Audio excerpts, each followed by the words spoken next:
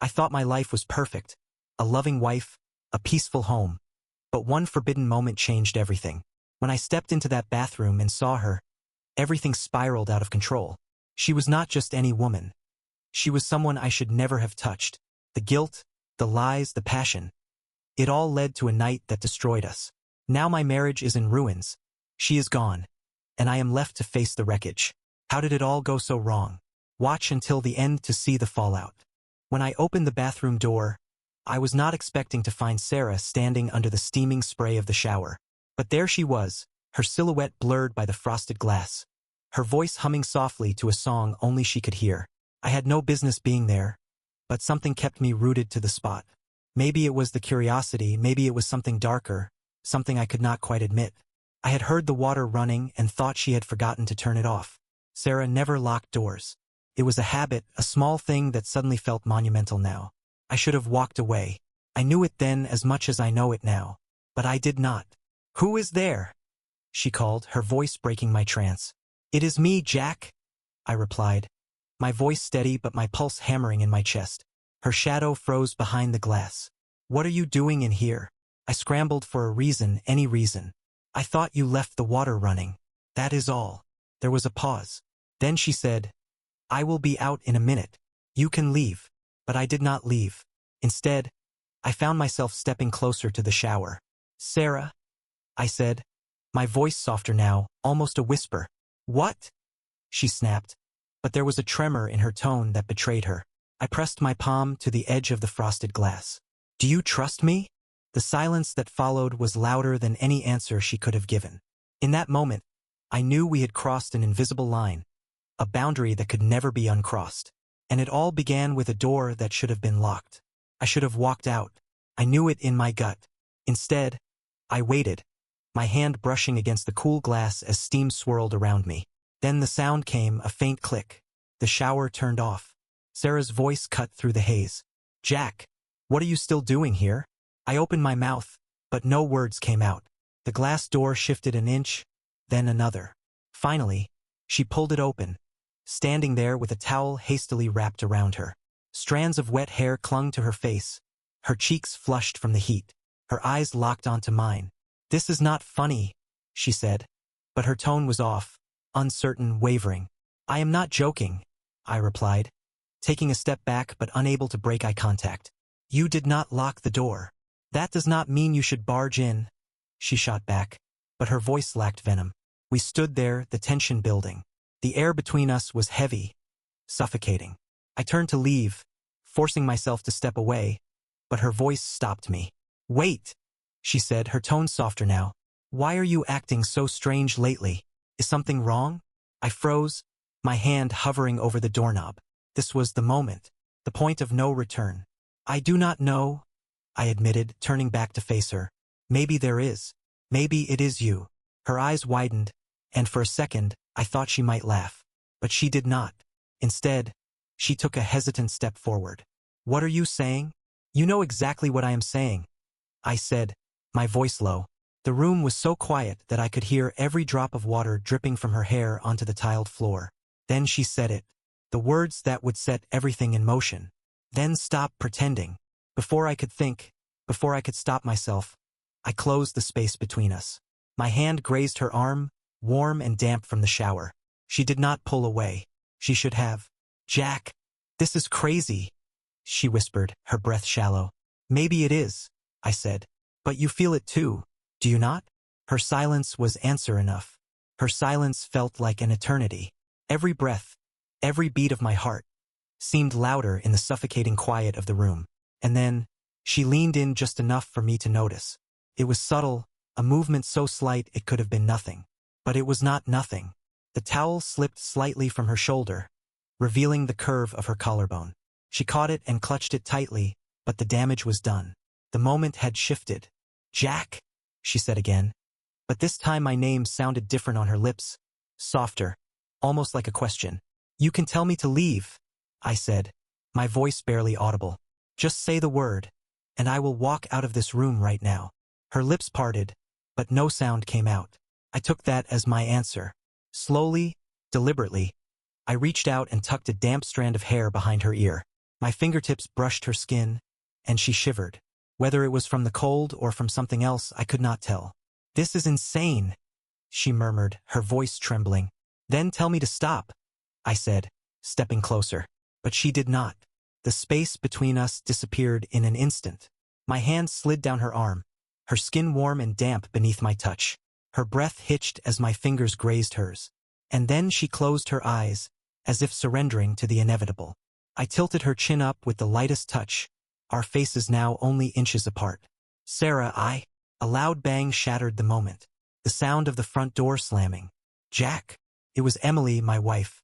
Sarah and I sprang apart like we had been burned, her towel slipping dangerously low as she scrambled to adjust it. I backed up against the door, my heart racing. Emily's voice came again, louder this time. "Jack, are you home?" "Yes," I called out, my voice cracking. "I will be right there." Sarah's eyes met mine, wide with panic. I shook my head, mouthing, "Do not say anything." She nodded quickly, clutching the towel tighter around herself. I turned and stepped out of the bathroom, closing the door behind me. Emily was already halfway up the stairs, her heels clicking against the wood. "What were you doing in there?" she asked, raising an eyebrow. "Just fixing the faucet," I lied, forcing a smile. Her gaze lingered on me for a moment too long, suspicion flickering in her eyes. But then she shrugged. "Well, come down and help me with these groceries. They are heavy." "Of course," I said, my voice steadier now. As I followed her down the stairs, my mind raced. Sarah was still in the bathroom, and the line we had crossed would not be so easily erased. I spent the rest of the evening helping Emily unpack groceries and pretending everything was fine. My hands worked mechanically, placing cans and boxes in their usual spots, but my mind was upstairs. Every noise from above, every creak of a floorboard, every door closing, made my stomach tighten. "Jack, you seem distracted," Emily said, placing a carton of milk in the fridge. I forced a laugh. "Just tired. Long day." She gave me a look but thankfully did not press further. By the time dinner rolled around, Sarah was back in her room. She had slipped out of the bathroom while Emily and I were downstairs, her door now shut tight like a warning sign. I told myself I would not go to her room. Not tonight, not ever again. But as soon as Emily went to bed, the pull became too strong. It was close to midnight when I found myself standing outside Sarah's door, my hand raised to knock but frozen in midair. I knew this was wrong. I knew this would only make things worse. But I could not help it. Before I could decide, the door opened slightly, and there she was. Her hair was still damp, her face pale but composed. She looked at me for a long moment before stepping aside, letting me in without a word. As soon as the door closed behind me, the silence pressed down like a weight. She sat on the edge of her bed, pulling her knees up to her chest. "We cannot do this," she said finally, her voice barely above a whisper. I nodded, sitting down on the chair across the room. "I know." But the way we looked at each other said otherwise.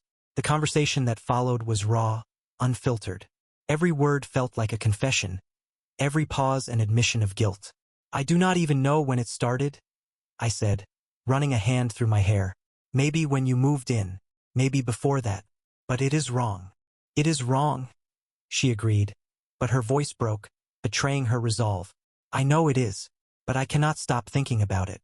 About you." Her honesty hit me like a punch to the gut. I wanted to tell her to stop, to say that we needed to end this before it destroyed us. But instead, I crossed the room and sat down next to her. Her breath hitched as I reached for her hand, my fingers brushing hers lightly. "We have to be careful," I said, even as I leaned in closer. "We are playing with fire," she whispered. "Then let it burn," I replied, my voice low and steady. The sound of Emily stirring in the next room yanked us back to reality. We both froze, our eyes locked as we listened for any further movement. "I should go," I said, standing abruptly. Sarah nodded, her expression unreadable. But just as I reached the door, she spoke.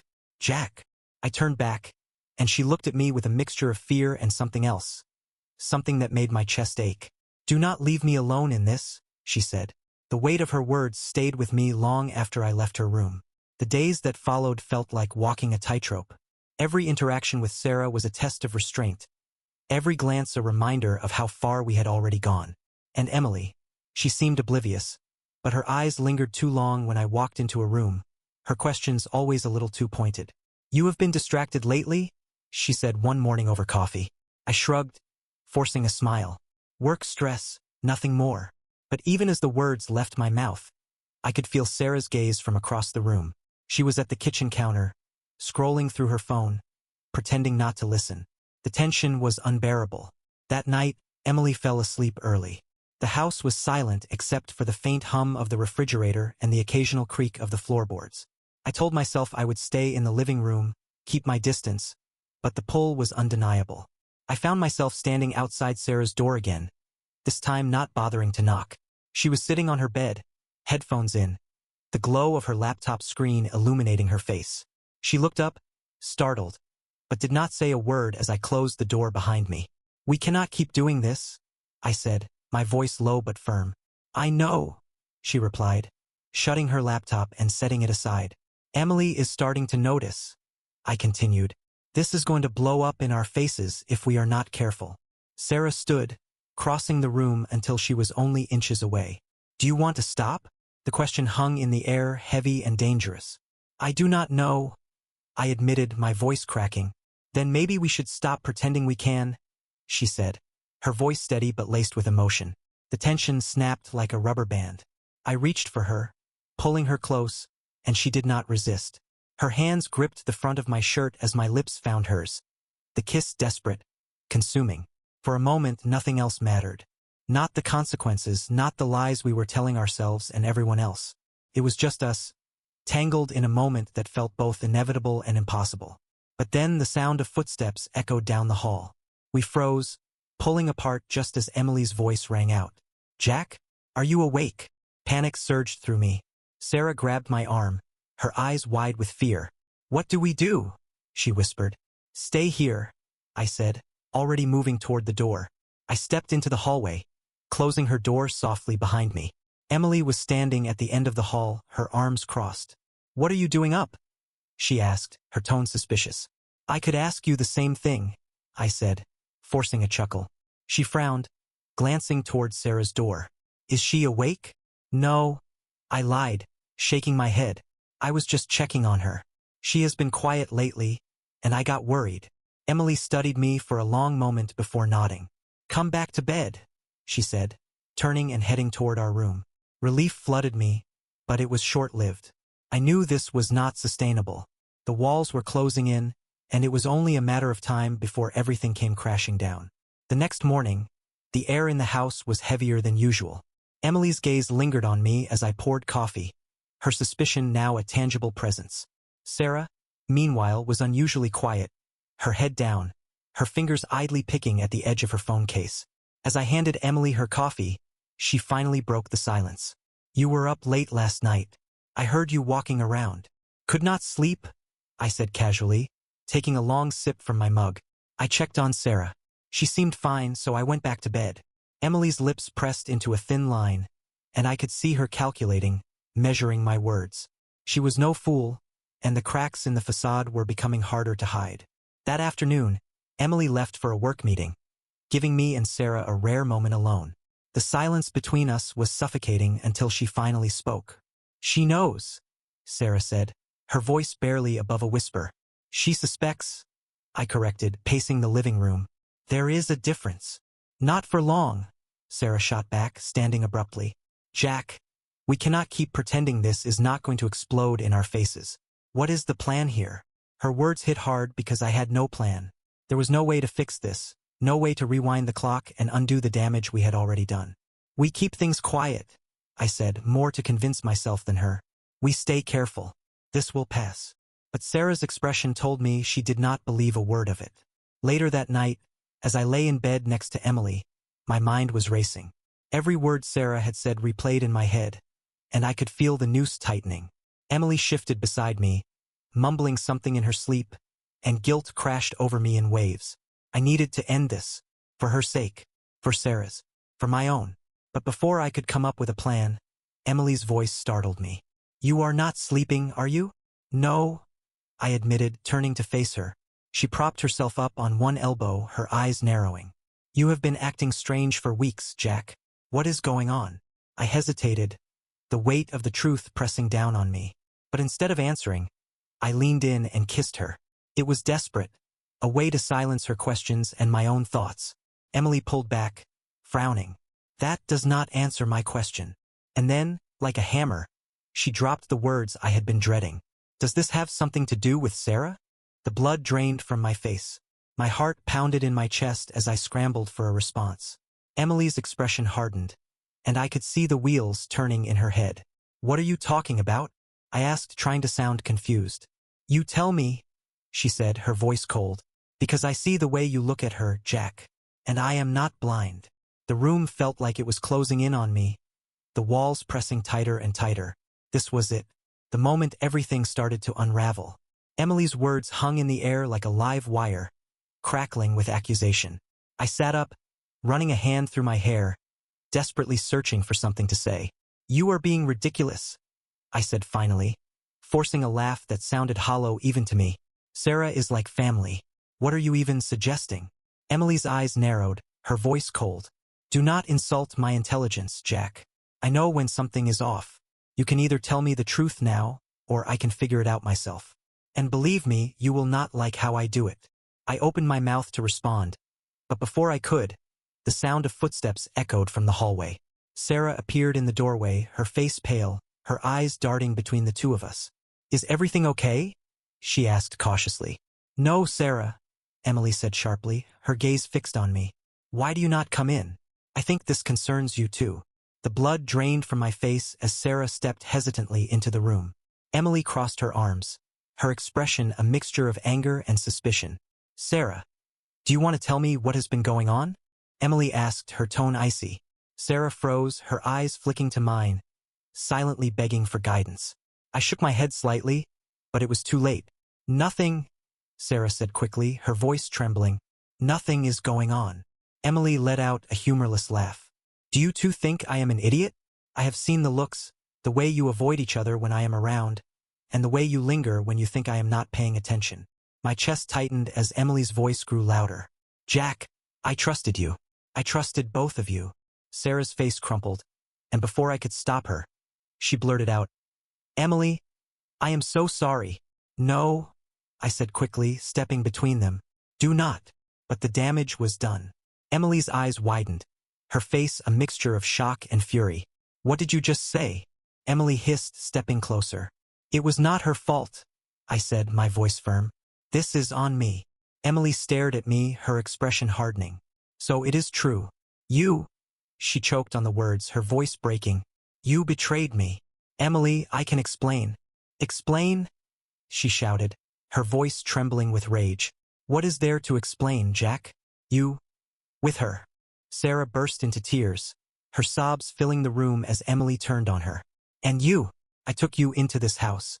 I treated you like my own. How could you do this to me? The room was chaos, emotions running high as the truth tore through all of us like a storm. I tried to reach for Emily, but she pushed me away, her eyes blazing. Get out, she said, her voice low and deadly. Emily, both of you, she snapped, pointing to the door. Get out of my house. Now. Sarah looked at me, her eyes pleading, but I had no answers to give her. All I could do was nod and guide her out of the room as Emily's sobs echoed behind us. As the door slammed shut behind us, the reality of what had just happened hit me like a freight train. Everything was gone. Our secrets, our lies, the fragile illusion we had built. And now there was nothing left but the wreckage. The night was cold, the kind that seeped into your bones and made every breath feel heavier. Sarah and I sat in my car parked a few blocks from the house, the silence between us unbearable. Her face was streaked with tears, her arms wrapped around herself like she was trying to hold herself together. We cannot go back, she said finally, her voice barely audible. I know, I replied, gripping the steering wheel so tightly my knuckles turned white.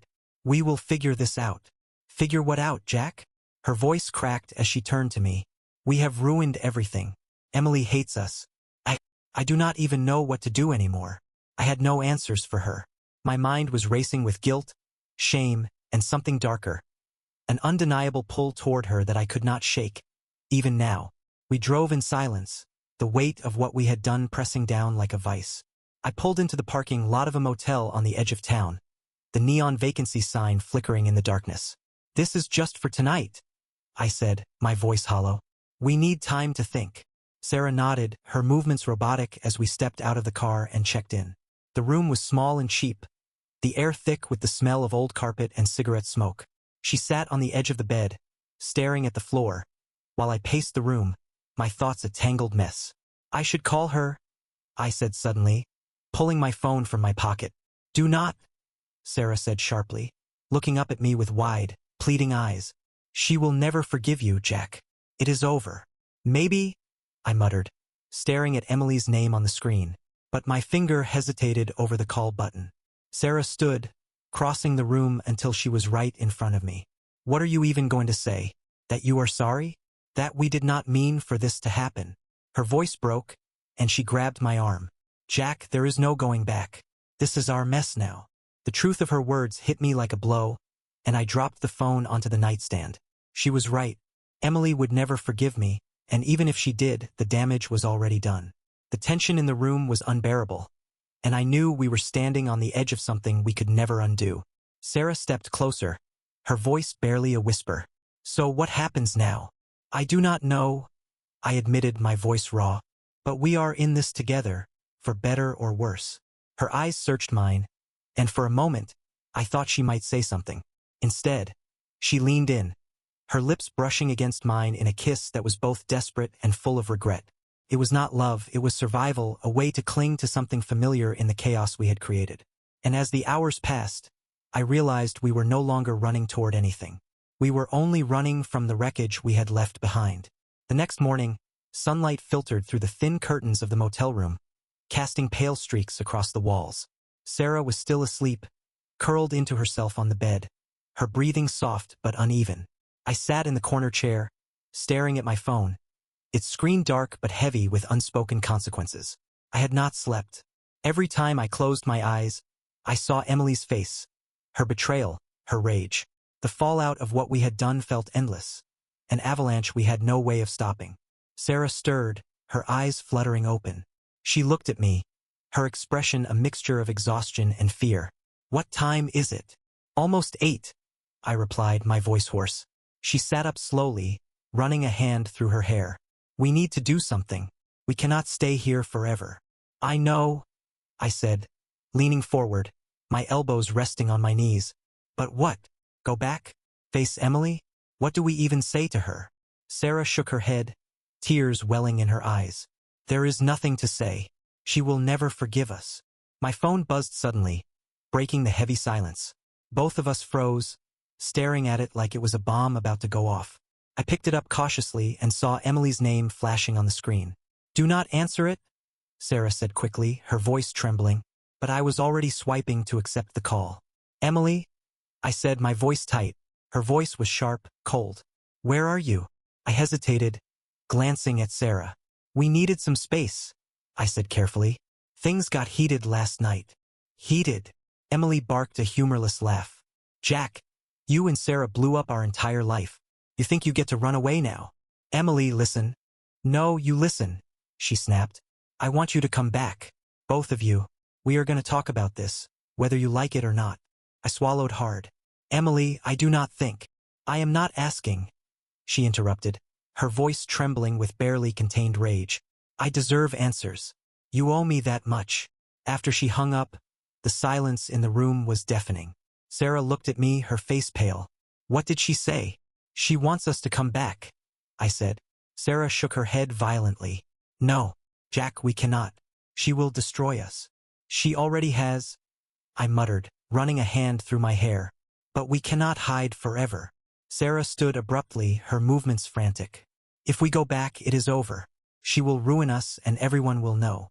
We cannot let that happen. Her panic was contagious, but deep down, I knew she was wrong. Emily was not going to stop until she got the confrontation she wanted. And maybe we owed her that. The drive back was suffocating. Neither of us spoke, the tension between us thick enough to cut with a knife. When we pulled into the driveway, Emily was standing on the porch, her arms crossed, her expression unreadable. I killed the engine, and Sarah turned to me, her eyes wide with fear. Jack, I do not think I can do this. You can, I said firmly. We both can. As we stepped out of the car and approached the house, Emily's gaze burned into us. Her voice was steady but ice-cold. "Come inside. Let us get this over with." The living room felt like a courtroom. Emily sat stiffly on one side of the room, while Sarah and I perched awkwardly on the couch. "Start talking," Emily said, her voice sharp as a blade. I took a deep breath, my chest tight. "Emily, I am sorry. I never meant for this to happen. It was a mistake." "A mistake?" she repeated, her voice rising. "A mistake does not last for weeks, Jack. A mistake does not tear apart a family." Sarah flinched, tears streaming down her face. "Emily, please, I am sorry." "Do not," Emily snapped, cutting her off. "You do not get to apologize, Sarah. Not after what you did." The weight of her words hung in the air, suffocating. This was not a conversation. It was an execution. "Emily, I know you are angry," I said carefully, my voice shaking, "but we need to figure out how to move forward. For all of us." She laughed bitterly, shaking her head. "Move forward? You think there is a way forward from this?" Her voice broke, and for a moment, her anger gave way to something raw and devastating. "You have ruined everything, Jack. Everything we built, everything I believed in. And for what? For her." Emily's words cut deeper than I expected, and for the first time I truly understood the depth of what we had done. There was no fixing this, no undoing the damage. But as I looked at Sarah, trembling and broken beside me, I realized something even worse. This was only the beginning. Emily's silence after her last words was deafening. She sat across from us, her arms crossed tightly, her face pale and rigid, like she was holding herself together by sheer force of will. Sarah clung to the edge of the couch, her shoulders hunched, her tear-streaked face hidden in her hands. I cleared my throat, the sound harsh and out of place. "Emily," I started, but she cut me off with a raised hand. "Do not," she said sharply, her voice trembling but firm. "Do not give me another excuse or some half-baked apology. Just tell me why, Jack. Tell me why you would throw everything away for this." Her eyes flicked to Sarah with an expression so raw and biting that Sarah flinched, her tears spilling over again. I leaned forward, my elbows on my knees, my head in my hands. "I do not know, Emily," I admitted, my voice heavy. "It was not planned. It just happened. One moment we were family, and then it became something else." "Something else?" Emily repeated, her voice dripping with disdain. "That is all you can call it? Something else?" Sarah lifted her head, her voice trembling. "Emily, please. I never wanted to hurt you." "But you did," Emily snapped, her voice cracking. "You did. Both of you. You betrayed me in my own home. You think you can sit here now and say it was not planned, that you never meant for it to happen, and that will make it better." The weight of her words pressed down like a storm, and I felt myself sinking under the sheer force of her anger and heartbreak. "We need to figure this out," I said finally, my voice low. "For all of us. We cannot let this destroy everything." Emily let out a harsh, humorless laugh. "Destroy everything? Jack, it is already destroyed. The trust, the love, the life we built together, gone. There is no fixing this." Her words hit me like a physical blow. I knew she was right. What we had done was irreparable, and no amount of reasoning or apologies could undo it. Suddenly, Emily stood, her movements sharp and deliberate. She walked to the small cabinet by the window and pulled out a manila envelope. She tossed it onto the coffee table in front of me. "What is this?" I asked, frowning. "Divorce papers," she said flatly. "I had them drawn up this morning." Sarah gasped, her hands flying to her mouth. "Emily, no, you do not have to. Do not tell me what I have to do." "Sarah," Emily snapped, her voice cutting through the air like a knife. "You lost that right the moment you decided to sleep with my husband." My hands trembled as I picked up the envelope, the weight of it like lead in my hands. "Emily, please, let us talk about this. Do not do anything rash." "Rash?" Emily said, her voice rising. "You think this is rash? You threw away our marriage, Jack. You threw away me. I am just doing what you should have done the moment this started. Ending it." Sarah bolted up from the couch, her tears streaming. "Emily, I will leave. I will leave the house, the city, whatever you want. Just please, do not end things because of me." Emily turned to her, her expression cold and unrelenting. "Leave, stay, it does not matter. You cannot undo what you have done. And I will not spend another second pretending this family can be salvaged." Her words were final, and for the first time I truly understood that there was no coming back from this. As Sarah ran from the room, her sobs echoing down the hall, I sat frozen, staring at the divorce papers in my hands. Emily stood by the door, her arms crossed, her gaze hard but filled with unshed tears. "You have a choice, Jack," she said quietly. "Sign those papers or stay and fight for something that no longer exists." And just like that, my entire world collapsed. I sat at the kitchen table long after Emily had gone to bed. The divorce papers spread out before me. The neat, sterile lines of legal text felt like a cruel mockery of the chaos swirling inside me. My pen hovered over the signature line, but my hand refused to move. From down the hall, I could hear muffled sounds. Sarah crying in her room. Her sobs cut through the silence like a knife, a reminder of the mess I had created. My chest ached with the weight of it all, the suffocating reality that no matter what I chose, someone was going to lose. The door to the kitchen creaked open, and Sarah appeared, her face pale and blotchy from crying. She hesitated in the doorway, her eyes flicking to the papers on the table. "Are you going to sign them?" she asked, her voice small. "I do not know," I admitted, leaning back in the chair and running a hand over my face. "Nothing feels like the right choice." She stepped closer, her bare feet silent against the tile. "Jack, if you think signing those will fix things, then you should do it. Do not drag this out for her, or for me." Her words were rational, but the emotion in her voice betrayed her. She was as lost as I was, clinging to anything that resembled stability. "I cannot just walk away from you," I said, my voice breaking. Her eyes filled with tears again. "You should. Everything about this is wrong. You know it, I know it, and Emily. She knew it before we even admitted it to ourselves." "Sarah." "No," she interrupted, stepping closer. "You need to hear this. You have to choose, Jack. Because if you do not, this will destroy all of us." Her hand rested on the edge of the table, her fingers trembling. "If you sign those papers, I will leave. I will disappear. It is the only way any of us can move on." Her words struck me like a blow, but before I could respond, a voice from the doorway froze us both. "Go ahead, Jack. Sign them. She is right." Emily stood there, her arms crossed, her expression hardened by anger and exhaustion. "End this. It is the only thing you can do that makes sense anymore." The room went still, the air heavy with the finality of her words. Sarah took a step back, her face crumpling as Emily's gaze bore into her. "You are not the victim here," Emily said sharply. "Do not act like leaving is some kind of sacrifice. You caused this." "Emily, stop," I said, standing, my voice firm. "Why? Am I wrong?" She shot back, her voice trembling. "Because I cannot be the only one who sees the truth here. You two ruined everything. And now you are standing here pretending there is some noble way out of this." Sarah turned and fled, her sobs echoing down the hall. I stood frozen, caught between chasing after her and facing Emily's fury. "Let her go," Emily said, her voice quieter now but no less cutting. "If you have even a shred of decency left, you will let her go." I slumped back into the chair, the weight of the papers in front of me suddenly unbearable. Emily stepped closer, her voice breaking. "Sign them, Jack. End this." I picked up the pen with shaking hands. My chest felt tight, my breath shallow. This was it. The end of everything I had built, everything I had broken. The ink flowed across the page, each stroke a final nail in the coffin of our lives together. When I was done, I placed the pen down and slid the papers across the table. Emily took them without a word, her eyes glistening with tears. She turned and walked away, leaving me alone in the silence. As the front door slammed later that night, I knew Sarah was gone too. Her room was empty, her belongings packed hastily, leaving only an echo of what had been.